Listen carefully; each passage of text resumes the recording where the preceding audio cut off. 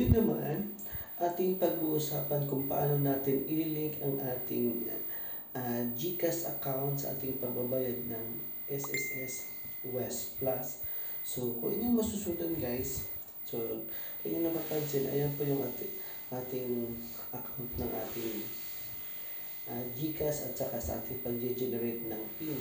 So, kung inyong masusundan, ang nakalagay po dyan, OFW contribution. Dahil nga, pinili po yung ating SSS contribution sa ating OFW. So, kung mapapansin nyo, ang total amount is 5,800. So, 5,000 yung ating bayad at saka 8 pesos yung ating charge. So, kung nyo mapapansin, ayan po yung sa ating inquiry at saka sa ating FlexiPan, sa West Plus at saka sa West at saka sa West Plus. So, ating pag-aralang mabuti mga kaibigan, mga kapatid, kung ano po ang ating gagawin dito sa ating paglilink ng GCash sa mode of payment natin sa ating West Plus. O ulitin natin. So, ayan. SSS contribution. So, total amount na ating bayaran is 5,800. So, naka-specific naman po siya.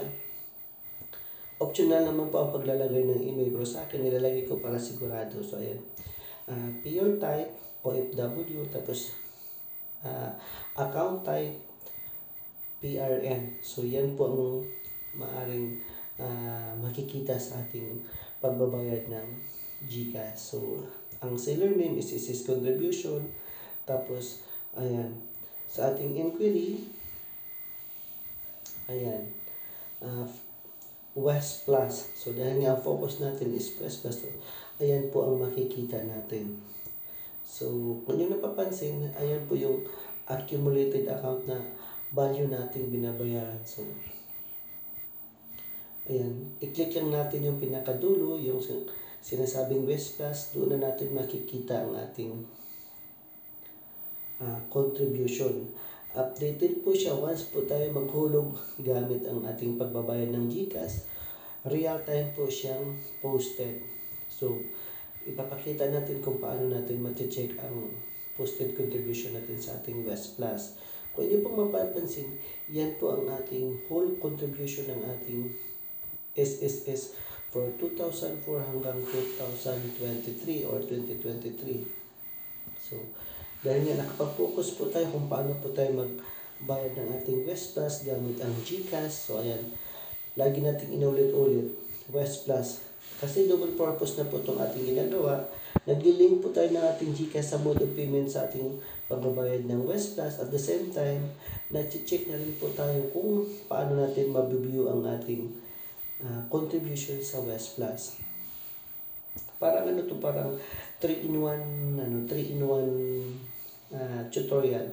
Kasi tinuturo natin dito kung paano magbayad, tinuturo natin dito kung paano natin mabibigyo ang ating posted contribution sa ating West Plus. Tinuturo natin dito kung paano ang paggagamit ng GCash account sa pagbabayad ng West Plus.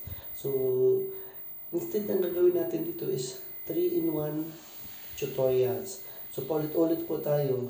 West Plus, GCash, West Plus, generate PIN. Tapos lahat po yung mga 1, 2, 3, 4, 5, meron po yung kaukulang windows. So, sa first is monthly contribution. So, kabuang contribution na po yan. So, yung mga new update, yan po yung mga new guidelines na nilalabas ng ating SSS. And then, meron din po tayong FlexiFund. Yung FlexiFund natin is hindi po siya nakiklik dahil intended po lamang siya sa mga OFW. Tapos, ito na namang West or West P, ito po yung Workers Investment Saving Program na mayroong salary bracket na requirement. So, kapag mayroon po tayong contribution ng salary bracket na requirement, dyan po natin makikita ang ating hulog. So, yung West Plus naman, yun po yung katumbas ng MP2 contribution or MP2 savings program sa Pag-ibig dahil nga lahat po yan ang member ng SSS. So, kung nyo napapansin, laging sinasabi sa ating optional po ang email, pero sinusulat po natin dahil panigurado, dahil isa po tayong OFW. So kung inyo napapansin, SSS contribution, confirmation, and then GCash. So inulit-ulit natin. So sana po makita dito yung ating pag-link ng GCash sa ating pagbabayad. Nakalagay doon bills. I-check natin ang bills. Tapos pagka-check natin ang bills, maraming options na lalabas. I-scroll down lang natin siya. Pagkatapos natin i-scroll down, makikita natin doon ang SSS contribution, dalawa yon. Meron ding SSS loan ata yon. Then ganoon din, makikita din natin yung ating, kung sa Pag-ibig naman, makikita din natin.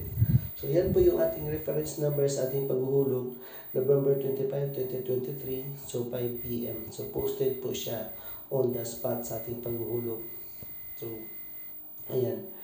Dahil nga GCash po tayo at saka OFW, hindi ko maintindihan kasi ang sabi ng iba, mayroong charge na 15 pesos, but sa akin naman is 8 pesos lang po ang charge. So ang hinuhulog ko is 5,000, so kasama ang 8 pesos na charge, so nagiging 5,800.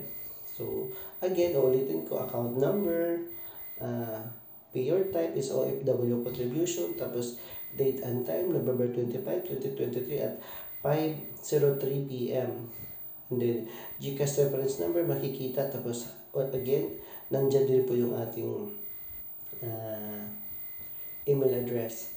So, ang total amount paid is 5,800, and biller name is SSS contribution. So, ito po yung parang receipt ng confirmation sa ating GCash.